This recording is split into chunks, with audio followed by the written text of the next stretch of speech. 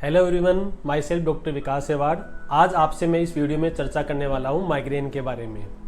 Clinic पे आने वाले कुछ मरीज इसको आंदाशीसी या घोबा भी बोलते हैं। बेसिकली माइग्रेन सर दर्द का एक प्रकार है जो कि अबनॉर्मल ब्रेन एक्टिविटी की वजह से होता है।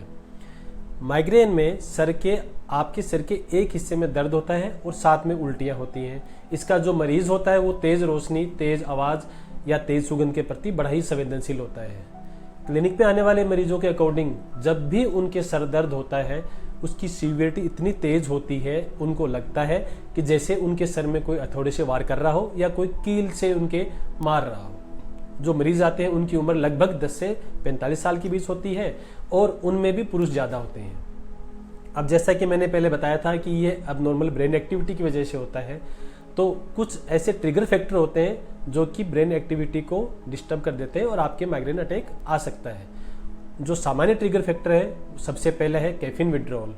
मेंस्ट्रुअल साइकिल के दौरान या लगातार बर्थ कंट्रोल पिल्स के यूज की वजह से आपके हार्मोन लेवल में चेंजेस आ जाते हैं, उसकी वजह से माइग्रेन अटैक बढ़ सकता है। आपका स्लीपिंग पैटर्न, अगर आप तनाव या चिंता ज़्यादा रखते हैं और अगर आपकी फूड हैबिट सही नहीं है, ये सारे एग्रावेटिंग फैक्टर होते हैं जो कि माइग्रेन अटैक को बढ़ा सकते हैं। कुछ पर्टिकुलर खाने पीने की चीज़ों की वजह से भी माइग्रेन अटैक बढ़ सकता है, जैसे कि चॉकलेट का आप यूज ज़्यादा करते हैं, खट्टे फल खाते हैं, अंजीर की वजह से, मूंगफली की वजह से भी माइग्रेन अटैक ट्रिगर हो सकता है। साथ में अगर आप फर्मेंटेड फूड, तेज़ मसाले या अचार का यूज करते हैं तो भी माइग्रेन अटैक एग्रावेट हो सकता है। तो ये रही बात ट्रिगर फैक्टर की। अब बात आती है उपचार की, क्योंकि जब भी पेशेंट के पेन ज़्यादा होगा वो डेफिनेटली उपचार के बारे में ट्राई करेगा। होम्योपैथी में कोई भी पेन किलर मेडिसिन नहीं आती है कि आपके अटैक आए और आप उस मेडिसिन का यूज कर लें और आपके एकदम से चीज़ सबसाइड हो जाए। होम्योपैथिक में उपचार किया जाता है, न कि चीज़ को दबाया जाता है। यहाँ पे मैं आपको कुछ ऐसी सामान्य दवाइयाँ बताने जा रहा हूँ जो मेरे क्लिनिक पे मैं यूज़ करता हूँ और उसके लगातार यूज़ करने की अगर आप करेंगे तो आपके माइग्रेन पेन में डेफिनेटली आपको रिलीफ मिलेगा। ये जो सारी दवाइयाँ हैं ये मेरे एक्सपीरियंस के आधार पे है। अलग डॉक्टर की दवाइयाँ अलग हो सकती हैं, वो होम्योपैथी डॉक्टर के खुद का एक्सपीरियंस होता है।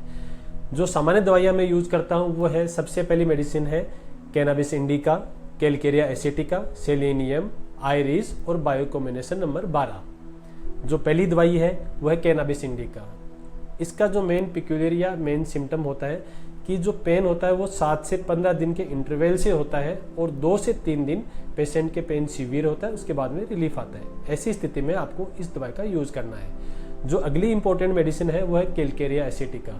इस मरीज की जो तकलीफ है वो खुली हवा में जाने से बढ़ती है या लगातार बुक्स के रीडिंग करने की वजह से बढ़ती है, और जब पेन उसके पीक पे होता है उस टाइम मरीज को लगता है कि मेरे बेहोशी आने वाली है और साथ में मुंह खट्टा रहता है। वैसी स्थिति में आपको इस मेडिसिन का यूज करना है।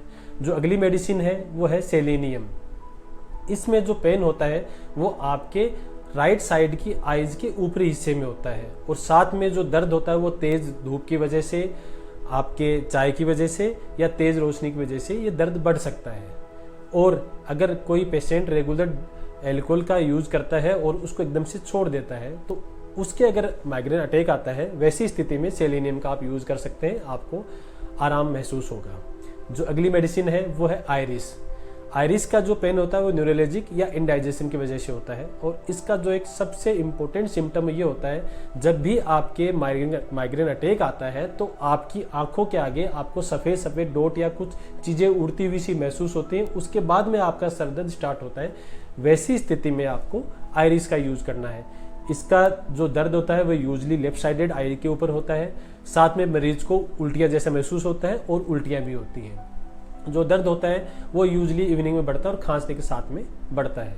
जो अगली दवाई है वो है बायोकॉम्बिनेशन नंबर 12, जो कि होम्योपैथिक कॉम्बिनेशन मेडिसिन होती है जो 4 तरह की दवाइयों को मिला के बनाई जाती है, या यूँ कहें तो ये सामान्य सर दर्द में और माइग्रेन में आपके लिए लाभदायक साबित हो सकती है। तो ये थी होम्योपैथी की दवाइयाँ। अब बात आती है सावधानियों की, क्योंकि माइग्रेन अटैक में दवाई के साथ में अगर आप सावधानियां नहीं रखेंगे तो आपकी तकलीफ लंबे टाइम तक चल सकती है, और सामान्य सावधानियां अगर रखेंगे तो आपका तकलीफ जल्दी ठीक हो सकती है। जो सबसे पहली और इम्पोर्टेंट सावधानी है कि जब भी आपके माइग्रेन अटैक स्टार्ट हो तो आप जो भी काम कर रहे हैं उसको छोड़ दीजिए, आराम से उस काम को छोड़ो और एक शांत जगह पे जाके बैठ जाइए।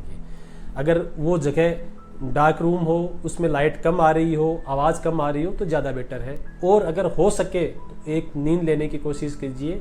डेफिनेट जब भी आप उठेंगे आपको राहत महसूस होगी।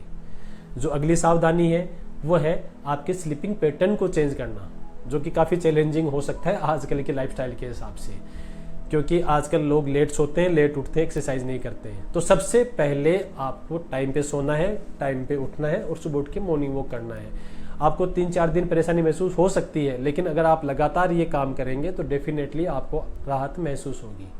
जो अगला तीसरी जो सावधानी है वो भी काफ़ी चैलेंजिंग है। सब आपके फूड हैबिट को चेंज करना, मतलब आपको बाहर का फास्ट फूड अवॉइड करना है, घर का हेल्दी खाना खाना और टाइम पे खाना खाना है। मतलब आपकी फूड के पैटर्न को चेंज रखना है। अगर आप फास्टिंग ज़्यादा करते हैं तो उसको अवॉइड कीजिए, क्योंकि फास्टिंग की वजह से माइग्रेन पेन एग्रावेट होता है। जो अगली सावधानी बरतने की ज़रूरत है वो है तनाव और चिंता। आजकल की भागती दौड़ की ज़िंदगी में तनाव और चिंता को आपको छोड़ना चाहिए। जितना आप स्ट्रेस रखेंगे उतना ही आपका माइग्रेन का जो ट्रीटमेंट है वो लंबा चलेगा। देखिए, माइग्रेन पेन और स्ट्रेस आपस में काफ़ी लिंक करते हैं। सपोज कीजिए अगर आप ज़्यादा चिंता रखेंगे, आप रात को लेट तक आपको नींद नहीं आएगी, आपको लेट तक नींद नहीं आएगी तो डेफिनेटली सुबह आप लेट उठेंगे। सुबह लेट उठेंगे तो आपके डेफिनेटली इंडाइजेशन रहेगा, इंडाइजेशन रहेगा तो आपके डेफिनेटली गैस की समस्या रहेगी। तो एक ये सर्किल जैसा चलता रहेगा और आपके माइग्रेन का ट्रीटमेंट कभी हो ही नहीं पाएगा। इसलिए सबसे पहले आप तनाव और चिंता को छोड़िए अगर आप साथ में अपना माइग्रेन ठीक करना चाहते हैं। तो ये थी मेरे हिसाब से माइग्रेन के बारे में ब्रीफ डिस्क्रिप्शन, इसका उपचार और सावधानियाँ। अगर आपकी और कोई तकलीफ है या आप इसके बारे में ज़्यादा जानकारी लेना चाहते हैं तो नीचे दिए गए लिंक पे जाइए, आपकी पूरी मदद की जाएगी। मिलते हैं अगले वीडियो में, तब तक के लिए खुश रहिए, स्वस्थ रहिए और मस्त रहिए। नमस्कार।